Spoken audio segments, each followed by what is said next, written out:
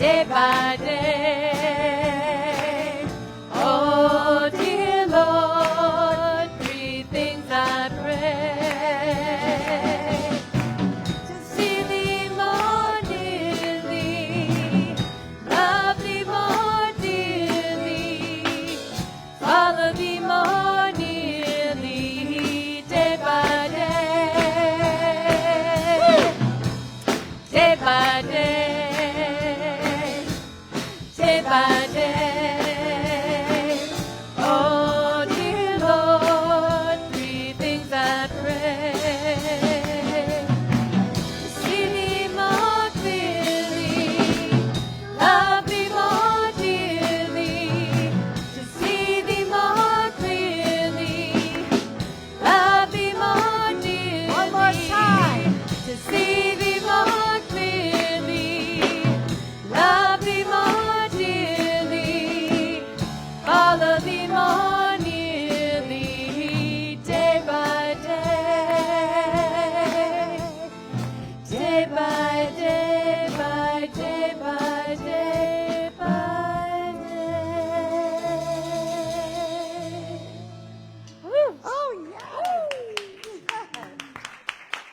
Nice. I love that song. Me Is too. that from Jesus Christ? It's from Godspell.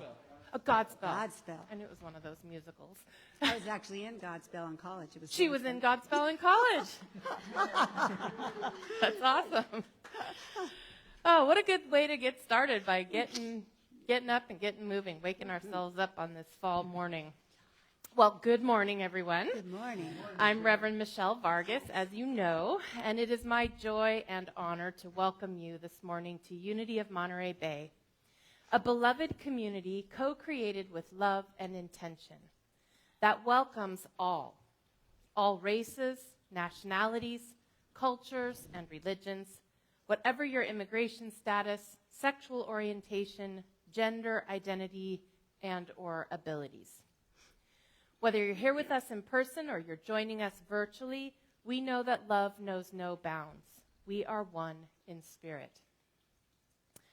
As a purpose-driven church, Unity of Monterey Bay is an inclusive spiritual community committed to co-creating an environmentally sustainable, spiritually fulfilling, socially just, and compassionate human presence on this planet.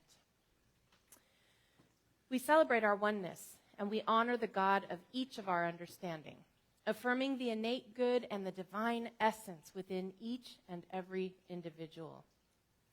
So will you please join me now in our statement of faith?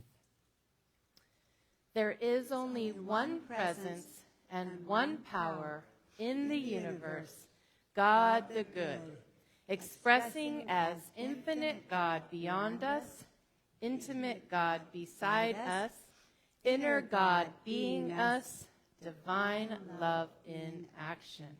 So it is. So let's take this affirmation of truth even deeper into our hearts and minds with this autumn prayer. O God of creation, you have blessed us with the changing of the seasons. As we welcome the autumn months, may the earlier setting of the sun remind us to take time to rest. May the brilliant colors of the leaves remind us of the wonder of your creation. May the steam of our breath in the cool air remind us that it is you who give us the breath of life. May the harvest from the fields remind us of the abundance we have been given and the bounty we are to share with others. May the dying of summer's spirit remind us of your great promise that death is temporary and that life is eternal. We praise you for your goodness forever. Amen. So once more, let's affirm together, thank you, God, for this most amazing day. Miracle follows miracle, and wonders never cease. Amen. And in this spirit of miracles and wonder, we celebrate our children, those in our spiritual community, in our own families, and in our larger community. Indeed, all of the children around the world, holding them in our hearts and seeing them protected and resilient, creative and evolving, joyous and loved. As we join in our heartfelt blessing, we love you, we bless you, we appreciate you just the way you are. This bright light of mine, I'm gonna let it shine. This bright light of mine, I'm gonna let it shine. This bright light of mine, I'm gonna let it shine. Let it shine, let it shine, let it shine.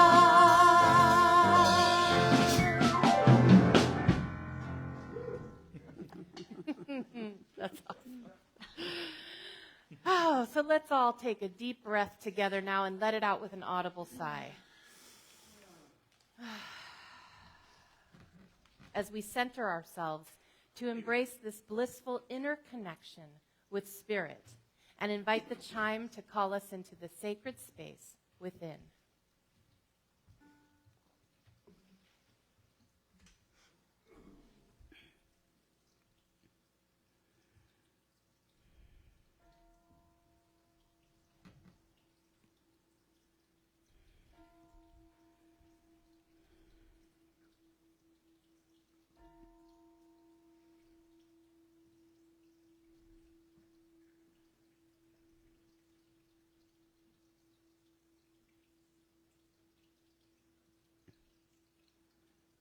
We ring the chime 4 times to call in the 4 directions and to remind us of our interconnection with all of creation and with the sacred circle of life.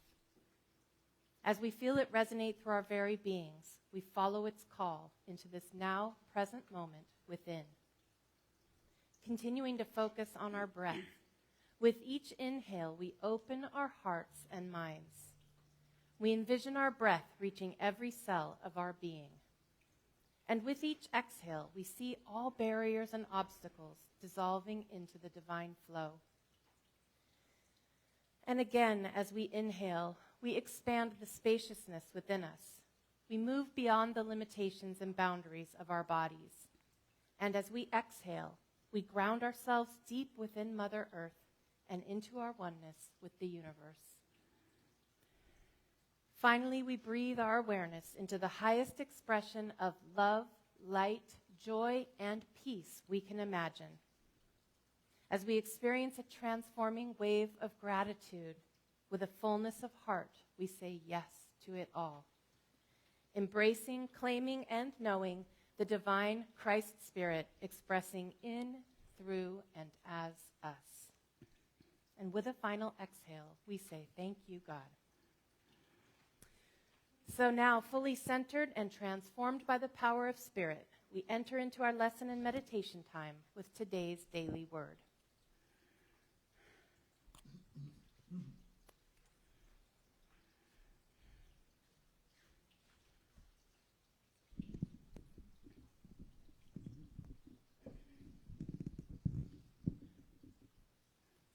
Just flip. Jerry, bend it down. Bend it down like this. Yeah. So it doesn't bend easily. There we go. There. How's that? But you got to talk right into it. Thank you. Okay. We read from the Daily Word today, shared with permission of Unity, publisher of Daily Word, that can also be found at dailyword.com. And the word is protection. I invite you to allow my words to be your words. God is here. I am safe. Once in a while, I enjoy doing things that frighten me, sharing the ghost stories around a campfire, watching a spooky movie, even savoring the uneasy feeling just before thundering down the first hill of a roller coaster. All these things can feel scary, even though I know I'm in no real danger. If I begin to feel unsafe in any situation, I remember that right where I am, God is. Breathing out, I release tension. My body relaxes. Fearful thoughts begin to dissolve. Breathing in, I think more clearly, slowly. I regain renewed strength and peace of mind. My confidence returns as I remember that nothing in the world can prevail against the strength, the wisdom, and the love of God. And from Scripture, even though I walk through the darkest valley, I fear no evil, for you are with me, your rod and your staff, they comfort me. Psalms 23:4.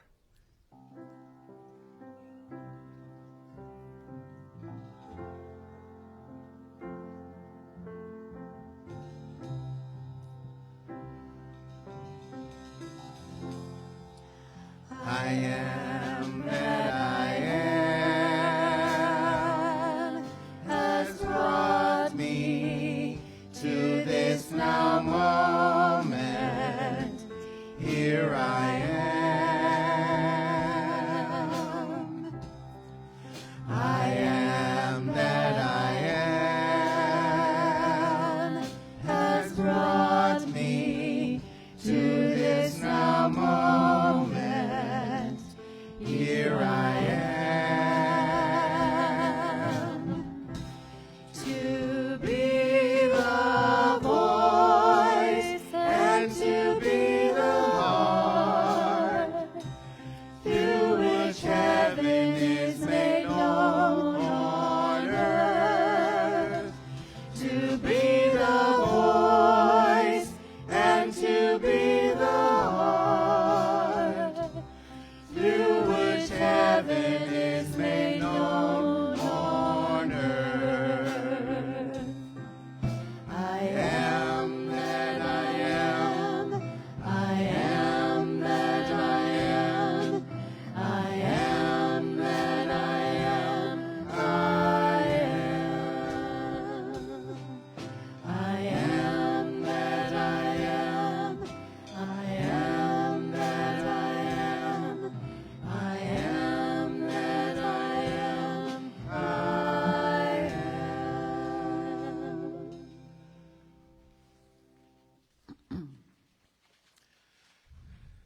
In witness to the wisdom of the many paths to the sacred, we read from three sacred traditions on this morning's topic, the fear of death.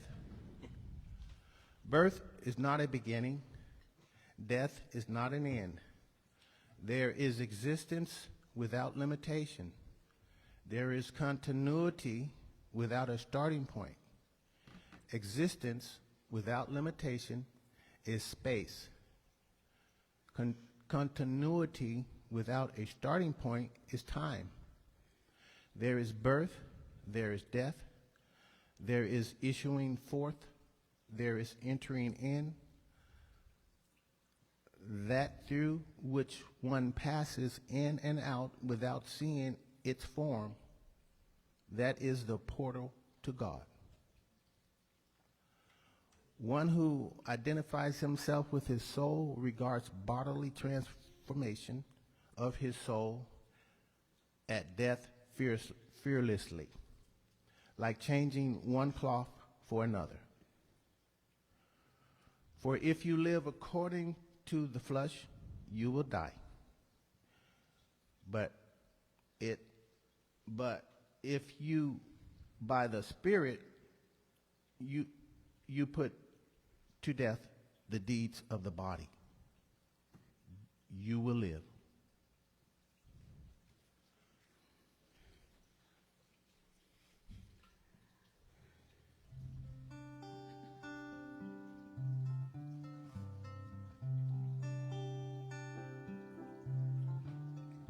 The secret of life is enjoying the passage of time.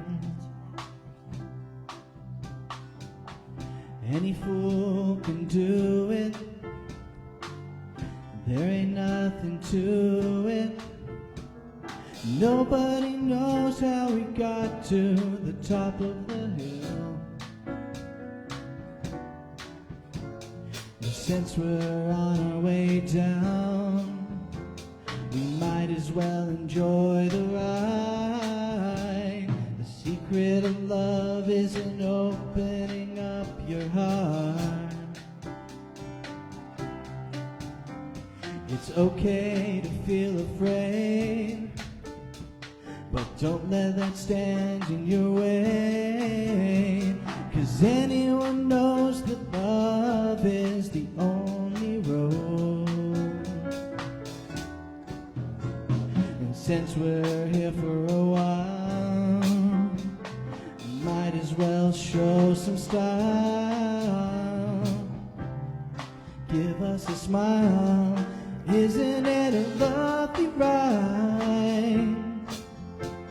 Sliding down, gliding down. Try not to try too hard. It's just a lovely ride. The thing about time is that time isn't really real. It's just your point of view. How does it feel for you? Einstein said he could never understand all. Planets spinning through space, the smile upon your face. Welcome to the human race, some kind of lovely ride. I'll be sliding down, I'll be gliding down. Try not to try too hard, it's just a lovely ride.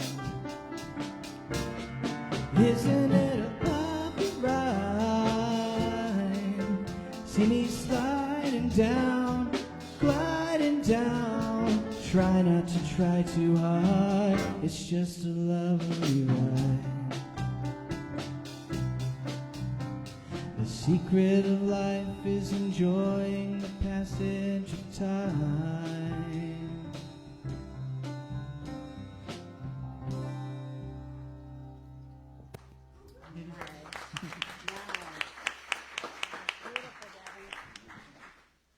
How fun. We have our full combo today. We have Richard Conklin and David Lewis and Devin. And Sue's back. And Sue is back. Yes. Yay.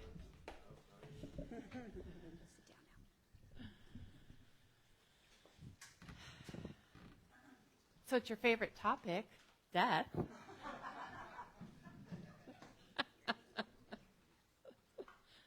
It's late October. We have no choice. No, but that'd be cool, wouldn't it?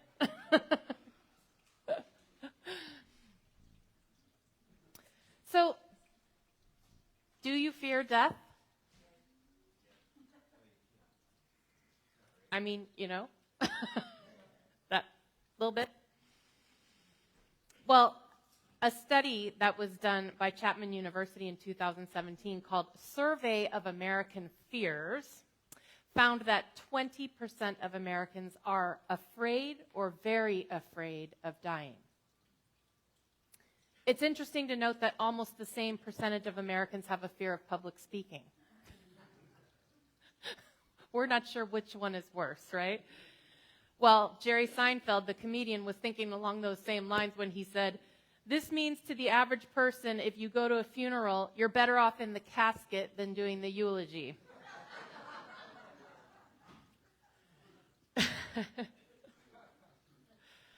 Fear of death, which is also sometimes called death anxiety in more clinical terms, is a very normal and natural thing, likely just part of being human.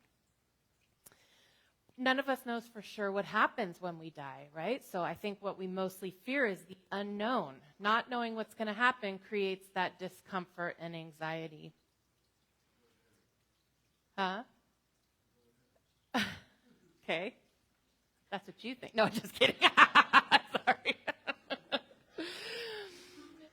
Well, Woody Allen said, "I'm not afraid of death. I just don't want to be there when it happens." Death is good for those other people. So some studies have shown what seems like a relationship between certain factors and a fear of death, certain demographic factors. Interesting. Women typically report higher death anxiety than men.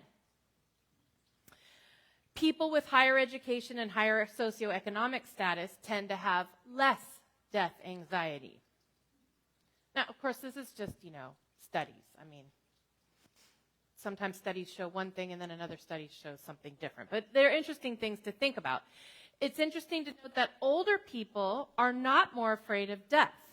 And some studies have actually shown that older people have less fear of death than younger people. Now, having strong religious beliefs and practices does not necessarily shield someone from a fear of death. In fact, in a study they did, those who reported being moderately religious, so somewhat religious, were the most fearful of death. And interestingly, non-believers and those who identified as very religious, so the two ends of the spectrum, were the least afraid of death. We can kind of draw our own conclusions about why we think that is, right? And finally, people who are in better physical health tend to have less death anxiety, while poor mental health is associated with higher death anxiety. The fear of death can be broken down into more specific fears. Because when asked, a lot of folks will say they don't fear death, right? If you just say, "Are you afraid of death?" But when you start to break down some of the aspects of death, then that's where those fears come about. Like, for example, we may say we don't fear death, but we're afraid of having pain and suffering at the end of life. Many people fear the unknown. Some people have anxiety around the idea of not existing. Have you ever thought about that? Like, is the world going to actually go on when I'm not here anymore? I mean, it's that feeling of like, if I'm not here, what happens, I think it's just an existential human experience. Now, some people have fear of eternal punishment. I know no one here has that because we don't teach that and we don't believe that there's anything to be punished for. But some folks really suffer from that. They're actually really afraid. And one of the biggest ones is fearing what will happen to our loved ones when we die. Now, as the mother of a special needs child, I am all too familiar with that last one. If you asked me if I had a fear of death, I would probably say that I'm not afraid of death per se, but my anxiety around leaving my son without me is so high, I can't even hardly talk about it. So a certain amount of fear of the unknown nature of death is normal. But when it goes beyond that kind of fear to become more of a pathological fear, when people are preoccupied with death, that can be unhealthy. According to Psychology Today, one thing that can happen is that a high level of fear of death can interfere with our ability to process grief. So a recent study showed that people who feared death were more likely to have prolonged symptoms of grief when they had the death of a loved one, compared to people who had accepted death as an aspect of life, as a part of life. And there are some people who just flat out refuse to talk about death at all. Doesn't exist, right? Which can create a whole host of problems, especially when it comes to planning for end of life, which we're going to talk about more in a minute. So we're using this book, and I hope you've had a chance to check it out. We did sell them out in the bookstore, but you can get it on Amazon. The Cafe on the Edge of the World. And the book's main message seems to be how incredibly important it is for each of us to search for and to find our own purpose for existing. This is what we talked about last week. In the book, they call it your PFE, your purpose for existing. And knowing and engaging in our PFE is crucial for happiness and fulfillment in life. According to the wait staff at the Cafe of Questions, finding our PFE is closely linked with a fear of death. So the waitress, Casey, She suggests that finding our true purpose and spending a significant amount of our time engaging in activities that fulfill that purpose is the way we rid ourselves of the fear of death. That's how we, maybe not rid ourselves, that's how we lessen our fear of death, let's say. She says that this is because we actually fear death subconsciously because we're afraid of running out of time. We're afraid of not having time to do the things we want to do, the things we're passionate about, the things that fulfill our purpose. You see, this is the risk we run when we put off living our purpose, which we talked about last week, thinking, oh, I'll do that when I retire. Or, right now I need to focus on making money. Later, when I have more time, then I'll pursue my passions or my purpose. But what the book is suggesting is that if we're fully engaged in our purpose for living right now, then we won't have that fear of running out of time. We won't have that fear of our life coming to an end. She says you can't fear not having the chance to do something if you've already done it. I don't know if that resonates with some of you. Now, this makes sense because, as I just mentioned, studies show that older people tend to fear death less than younger people. Could possibly be because they've had a chance to experience more of life, and they've been able to do some more of the things they wanted to do, and therefore they have less of a fear of missing out, what the young people call FOMO, fear of missing out, right? George Bernard Shaw said, I want to be thoroughly used up when I die. Right? And he says, for the harder I work, the more I live. Now, hopefully he's referring to doing work that fulfills his purpose. Right? So living a life that uses our own unique gifts and talents, that fulfills our unique purpose, being actively engaged in following our passion, our bliss, is a really important way to lessen our fear of death. The idea is that we want to arrive at our deathbed, whenever that is, with no regrets. Few regrets as possible, right? Knowing that we lived out our purpose for existing, that we did the things we wanted to do in this life, and that we lived life fully. So finding our PFE is so important to our quality of life. But let's face it, in the meantime, we may still harbor some anxiety or fear around death because it's just, I believe, just natural, just human. So there are some practical things we can do to help lessen that fear or take away some of that anxiety.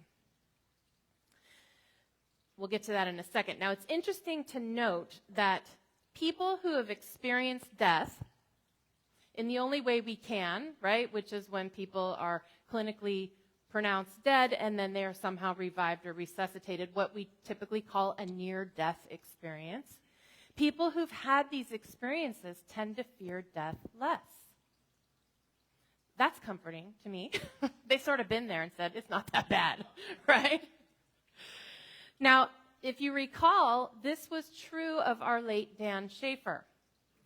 He clinically died multiple times in the hospital, and he talked openly about his experience. Remember, he's shared it multiple times here in church. And if you remember, when he shared that experience, it was never scary or fearful, right?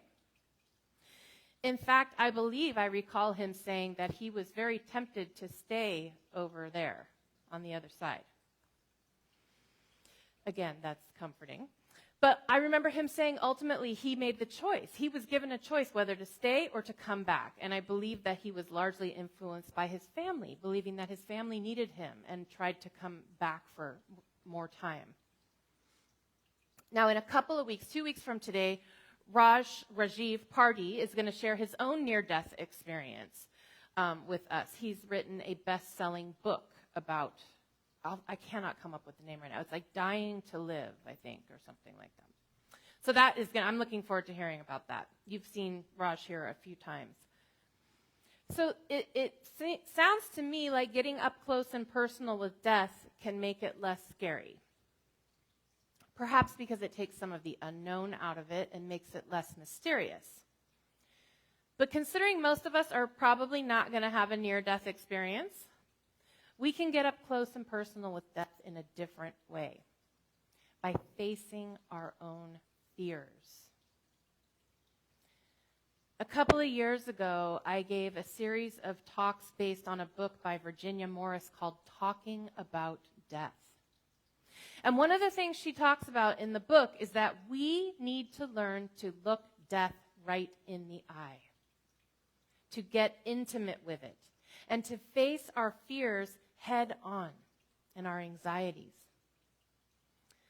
Now, as morbid and uncomfortable as this may sound to some of us, it's so important for us in terms of learning to accept our own mortality and those of our loved ones. Simply putting our head in the sand and pretending that our loved ones will never die, or that we will never die, will not help us. And in fact, we will be in for a rude awakening when those things eventually come to pass. So what she suggests, and I believe it's from research, is that people who really spend some time thinking about death and getting more comfortable with the idea when the unexpected comes, when a loved one is ill or they are faced with their own imminent death, they're a lot more comfortable with it because it's not so foreign to them.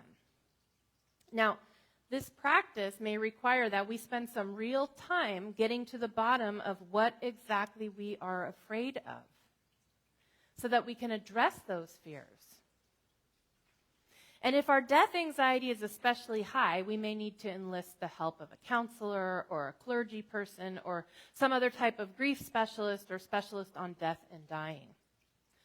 But Virginia Morris in the book says that by opening our eyes and exploring our feelings about death in solitude or with others, we can take hold of our fears.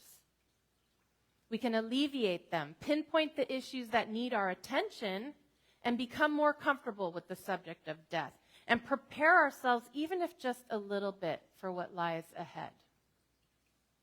That's why it's become my mission to address this topic. Not my favorite topic either, but I feel it's so important that at least once a year we spend a little bit of time looking at it. Not only do we need to spend some time facing our fears about death, we need to learn to talk more openly about death. In our culture, death and dying are pretty taboo subjects. It's not something that we talk about openly, and certainly not in polite company, right? You want to see a group of people go quiet real fast, just bring that up, right? And we learn this as children. In fact, far too often, children are left out entirely of the conversation about death and dying. They're kept from attending funerals. They're often told elaborate untruths about what has happened to loved ones or to pets when they die. Things like, grandma has gone away for a long time, or grandpa's not here anymore, he's in a better place. Often with pets, children are told that they've gotten lost rather than died. Now, the experts say that this is not helpful for children. This is about our own discomfort with death, right? In our desire to we think we're protecting them from the sting of death, we end up confusing them and probably making them more afraid ultimately. Experts say that we should be truthful with kids and explain to them in simple terms what has happened. They're capable of dealing with it. I've told this story before, but I remember many, many years ago, Alexander and I were fish sitting. We were watching our friends' goldfish while they were on vacation, and in the way that goldfish do, it died. Well, it was in my care. But I remember being extremely surprised that my friend never told her daughter what happened to the goldfish. She just hoped she would never ask about it. And I bet that the daughter somehow got the message not to ask. And I remember thinking, not to criticize my friend, but I remember thinking that she had missed a golden opportunity to begin to teach her young daughter about death. And what better thing to start with than a goldfish? Right? I'm not saying we don't love our goldfish, but it start with the goldfish. Then one day the cat's going to die or the dog. We have to teach children these things. If you remember a few years ago, we did something here called a Death Cafe. And this isn't anything I made up. Death Cafe is a movement that is out there. And it is a movement to help people learn to talk more openly about death. Their stated mission is to increase awareness of death with a view to helping people make the most of their finite lives. So Death Cafe is just an organization that supports people gathering together. And what you're supposed to do, which I love this, eat cake and drink tea or coffee. I'm up for that just about any day, right? And, discuss death over cake. But with no structure, with no agenda. And we did this, and I think we maybe had one or two very open-ended questions, but what the website said when I was preparing for this is that you won't have to give people questions. You give people permission to talk about death, give them a little cake, give them a little caffeined up, they will talk about death. Because they've been given permission to talk about something that is going to has already touched every single one of us, but that is so taboo that we're afraid to talk about. So the more that we can talk about and demystify death and some of its taboo, the better able we are going to be to face our own mortality and the eventual deaths of our loved ones. Another reason we need to learn to talk openly about death is because we're going to need to talk with our loved ones at some point, and sooner better than later, about our final wishes as well as their final wishes. This is so important. As difficult and uncomfortable as these discussions can be, it is much better to have them now, while we're able to, and think clearly, than to wait until there's an emergency or an end-of-life situation and it's too late to discuss it, and decisions start being made that we have no control over. Having our proverbial affairs in order is something that we can do to bring us real peace and lessen our anxiety about death. A few years ago, we did a series of workshops here at UMB on just that, and I think maybe next year would be a good time to revisit that and do that again, because I don't know about all of you, but I felt so full of ideas, and then what happened? All that stuff ended up in a pile on my desk. At least it opened it up, and my mom and I did have some important discussions, but it's something we have to revisit again and again. Now, having our affairs in order mostly consists of two things: estate planning and healthcare directive planning. It can give us great peace to know that our financial affairs are in order, that we have a living will or a trust in place to provide for our loved ones, and that we have made clear what our wishes are, and that we know the wishes of our close loved ones that we may find ourselves in the position of making decisions for. I still have a lot of anxiety around what would happen to me, to my son, if I died, but at least I can take a certain amount of comfort in knowing that I have taken steps to plan for him legally and financially. At least I know that piece is in place. Now, as far as our own end-of-life planning, we learned in the workshop about advanced care directives that it's especially important for us to discuss our plans for end of life with our loved ones. The clearer we can be about what we want when the time comes, when we are unable to make those decisions, the better our end-of-life experience will be. What is the point of spending all this time trying to live a happy, wonderful life if the end of our life is going to be miserable? You know, there are we don't have control of everything, but there are certain choices we have. Now, I think another thing that makes us fear death is our fear of being forgotten. This drives so many people to create great art and things that will live beyond them, right? But I think it's human nature for us all to want to be remembered in some way. Again, that existential fear of not existing anymore, I think that's what drives that. And this topic is treated so beautifully in the movie Coco, which is a Pixar animated film about the Day of the Dead. If you have not seen it, go home and watch it tonight. It's that good. and it really does address some of these things. So in the movie, a person is remembered on earth by having someone place their photograph on the Day of the Dead altar.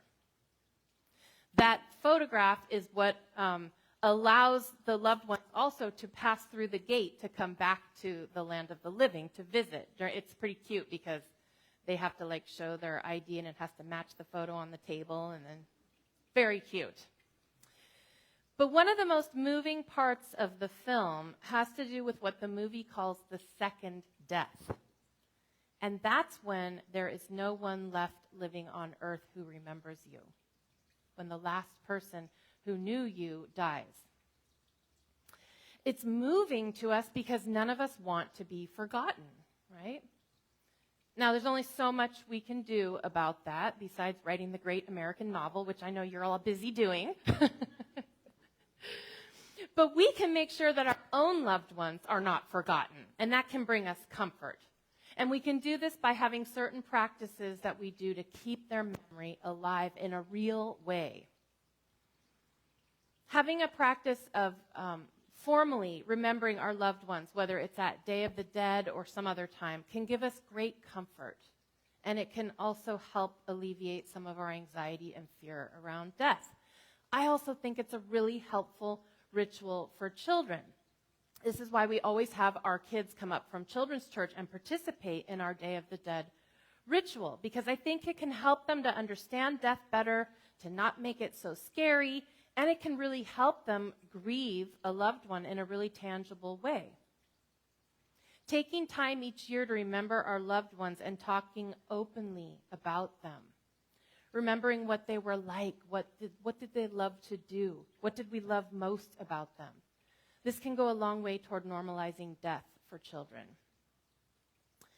The reason I introduced Day of the Dead to our community, I'm trying to remember, I think it's been some 8 or 9 years ago, is because I had a sense that there was something we could all learn from this cultural practice that's so different from most of our own. I had this idea that if we were to look at the Mexican perspective of death, which we're going to talk about more in depth next week, but basically that death is a natural part of life. If we were to look at that we could learn from it and it could serve to lessen our own fear of death.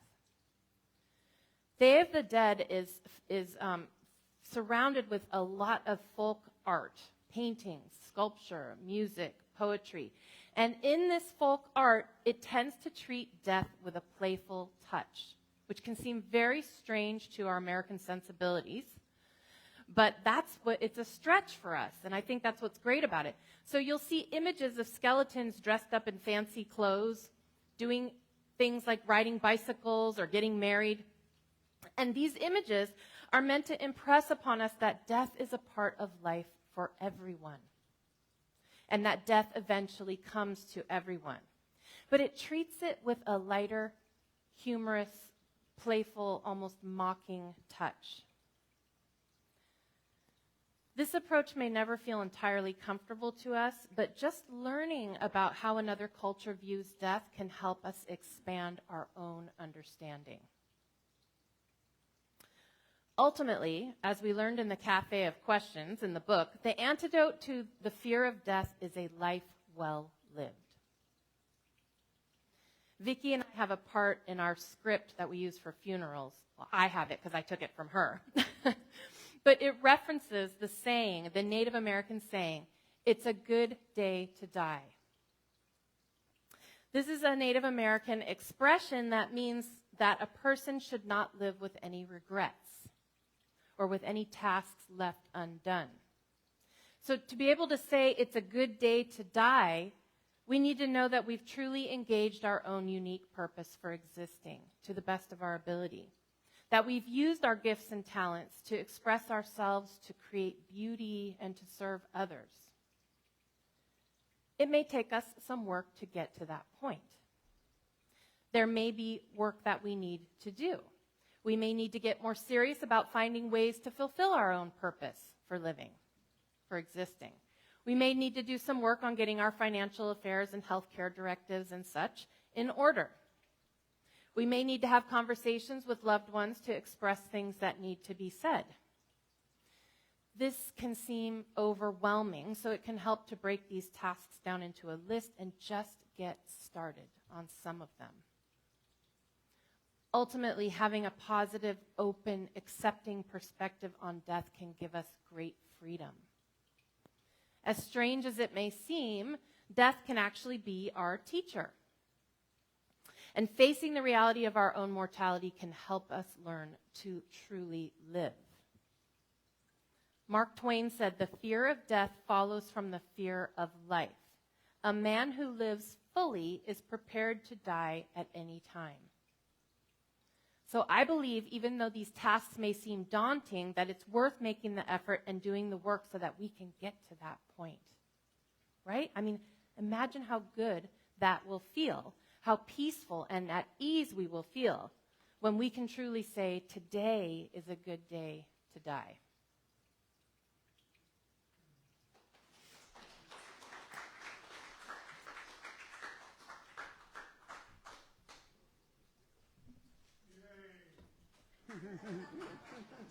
Yay!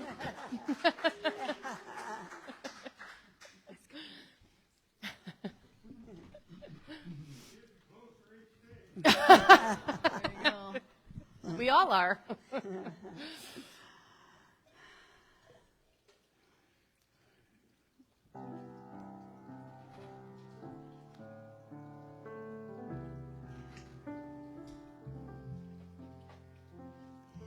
Hear me in your heart. I am calling you. Listen to your heart. I am here. Hear me in your heart. I am calling you. Listen to your heart. I am here, calling out your name, whispering your name. Hear me in your heart. I am calling you. Listen to your heart. I am here. Hear me in your heart. I am calling you. Listen to your heart. I am here.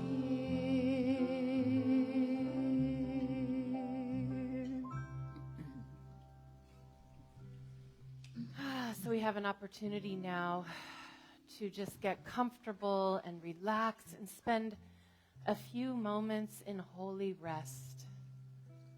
So closing your eyes if that's comfortable, planting your feet flat on the floor so that you feel grounded and connected.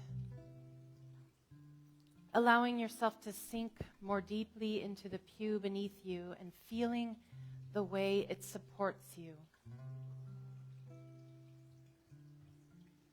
Bringing that awareness into your body. Just feeling what your body feels like resting. Seeing if you can bring a little more relaxation to your body. Letting your shoulders fall away from your ears. Letting your hands be soft and rest gently on your lap. Unclenching the jaw, unfurrowing the brow. And now finding your breath.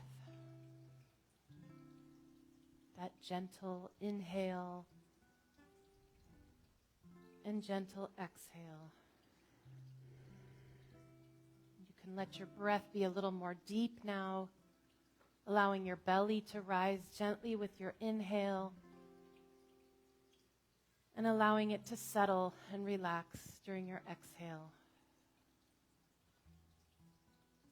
And now just rest. It's really simple. We just relax, find an awareness of our body and our breath, and just rest in this place.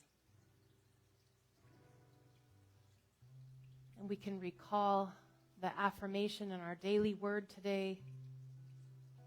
God is here. I am safe. God is here. I am safe.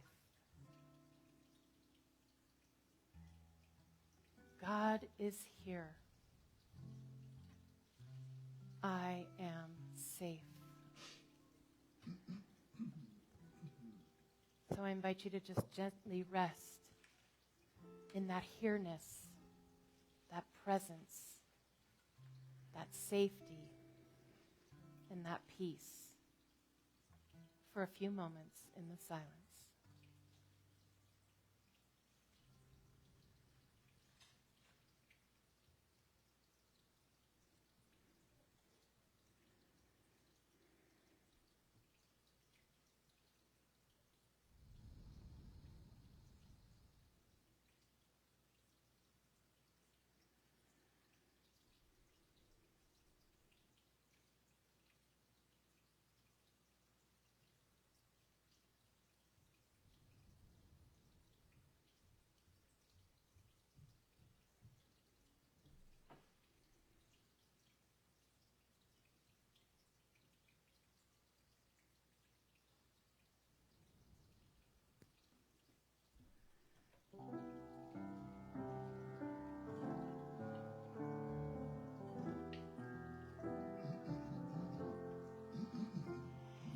Hear me, your heart.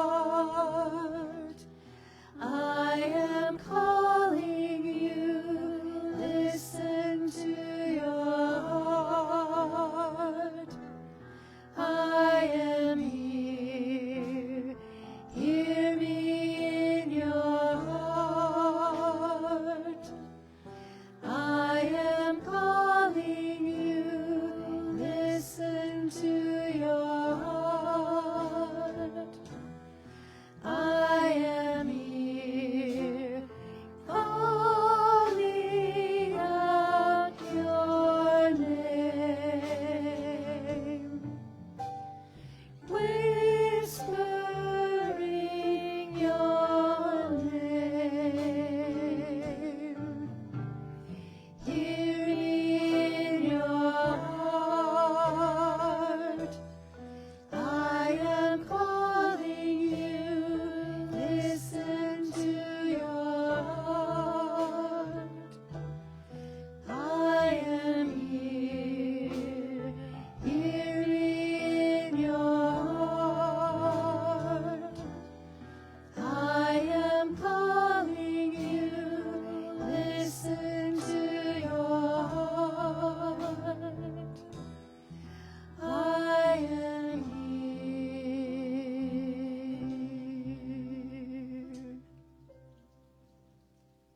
So beginning now to bring our awareness back to this time and place, to this room, to the sounds around us. And we do so knowing that we are refreshed and restored and revitalized by this time spent in communion with God and in the silence. And so we are grateful for this sacred time, for this community that supports us, and for this beautiful day. And we say, thank you, God. Thank you, God. And so it is. Amen.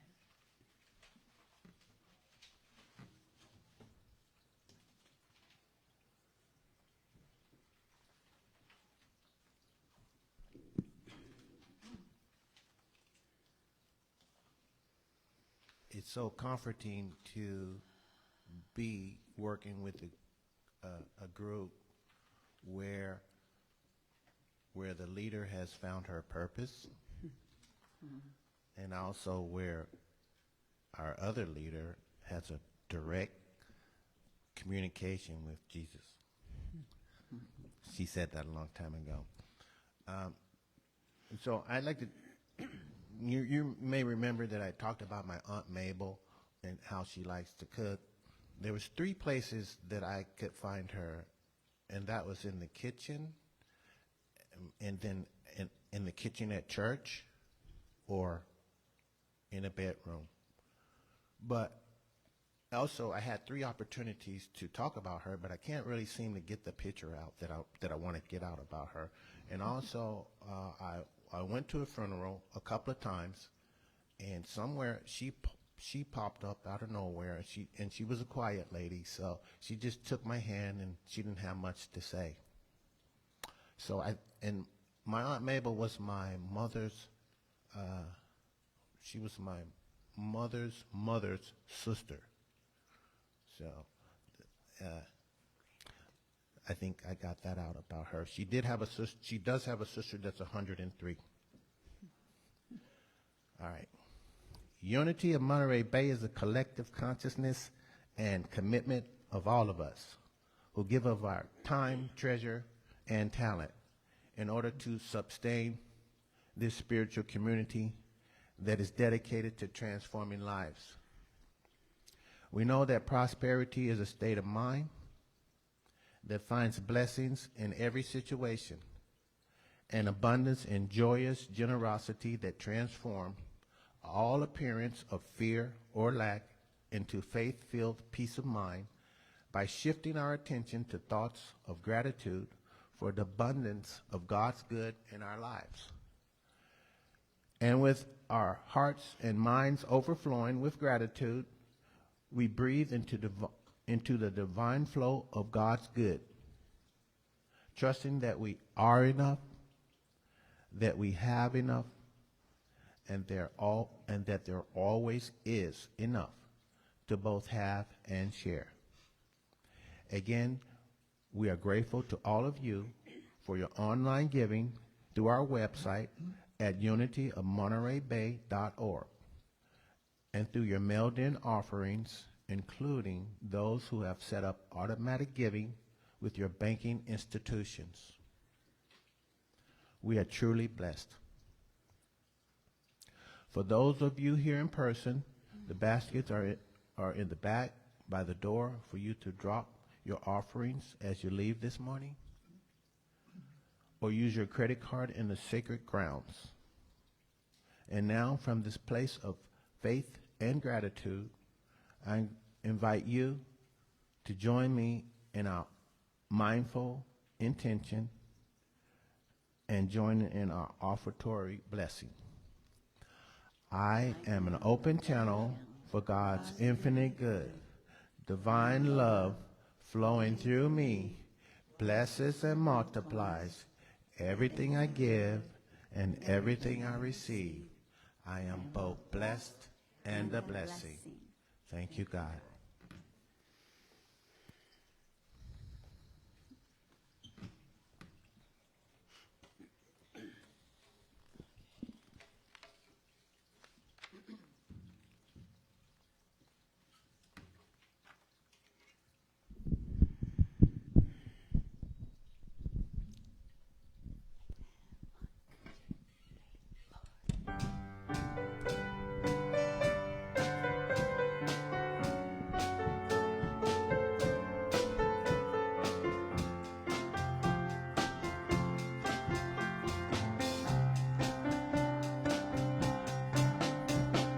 Have you seen the way a pebble skips across a lake with a ripple every time it touches down?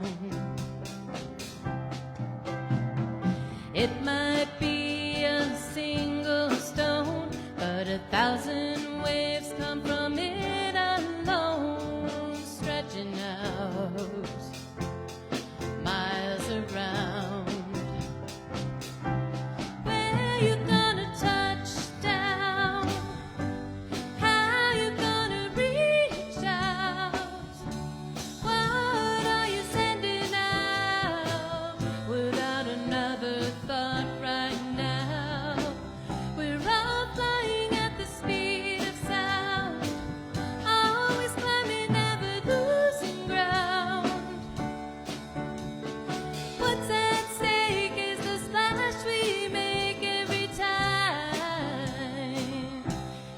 time we touch down.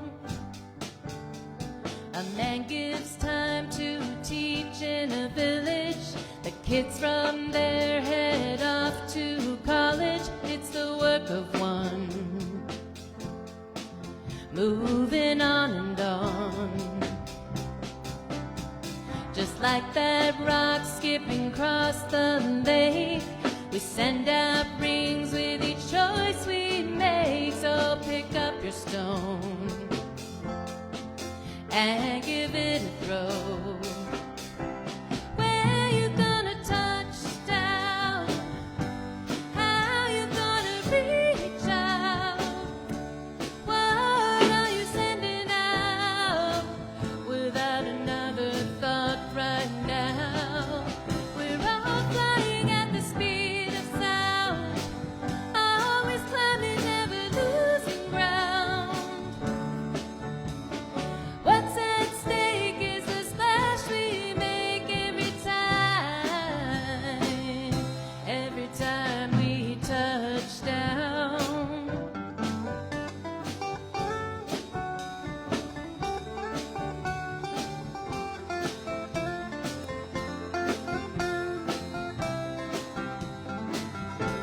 Where you gonna touch down? How you gonna reach out? What are you sending out without another thought right now? We're all flying at the speed of sound, always climbing, never losing ground. What's at stake is the splash we make every time. Oh, every time we touch down. How you gonna reach out? What are you sending out without another thought right now? We're all flying at the speed of sound, always climbing, never losing ground. What's at stake is the splash we make every time we touch down. Woo! That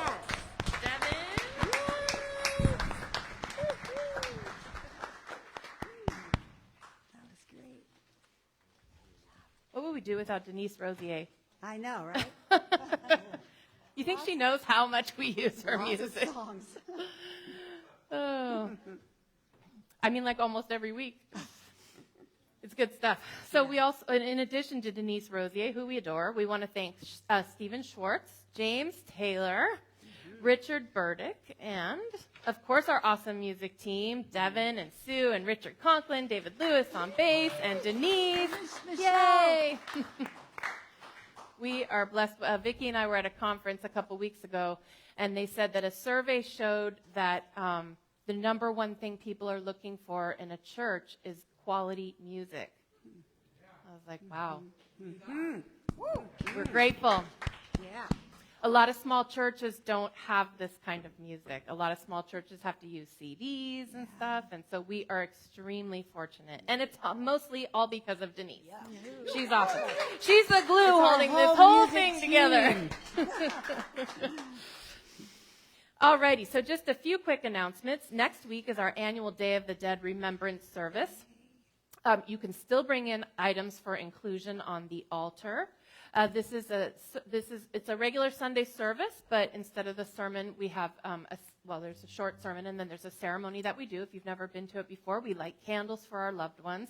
There'll be some music and such, and then afterwards, you're invited to go downstairs for a potluck luncheon. Bring whatever you like. We're not going to organize this. We're just going to whatever it is, we'll eat it and we'll enjoy it, and that will be that.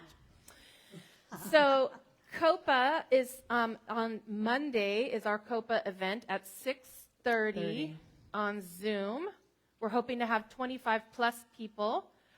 So if you're not already registered, hopefully a lot of you are, there's a flyer right on the little corner of that table on your way out, and you can register. It'll take you 30 seconds or less to register.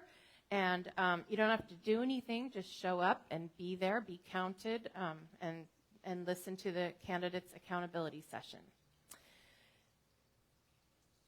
I wanted to let everyone know that Molly and John, this is their last day here today. When we get into our circle, we're going to have a blessing for them.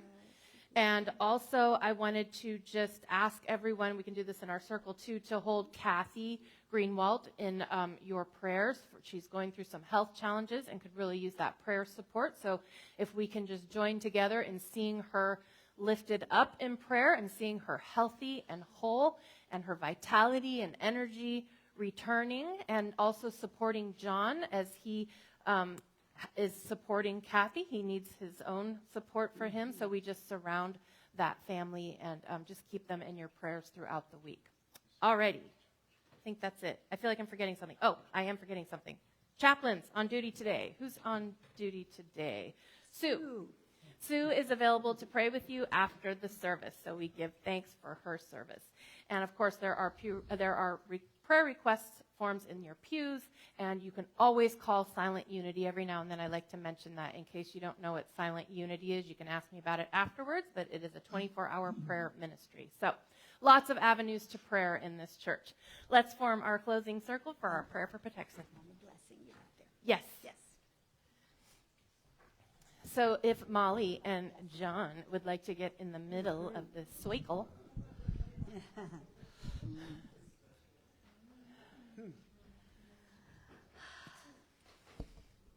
You get in the middle. In the middle. Right in the middle.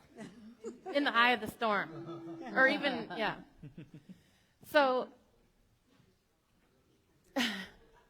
as we just allow ourselves to be reminded of all that Molly and John have contributed to our community, our gratitude for them and their presence here, and that we're going to miss them. But we want them to know that they will always have a home here that they can return to anytime. You will always have loved ones and friends here who are rooting you on, and we see wonderful success and wonderful unfolding in your future and in your ministry and all that you endeavor to do in your new life. So will you please join me in blessing? Say, we love you, we bless you, we behold the Christ as you. Molly and John, we love you, we bless you, and we behold the Christ as you. God bless you. Love you guys. Thank you. Love you. Yeah. Yeah. Okay. So let's join in our prayer for protection, also holding Kathy Greenwald in this circle and seeing her surrounded and supported and loved and lifted up. How does it start again? The light of God surrounds us. I am light. The love of God enfolds us. I am love. The power of God protects us. I am power. The presence of God watches over us. I am presence. Wherever we are, God is, and all is well.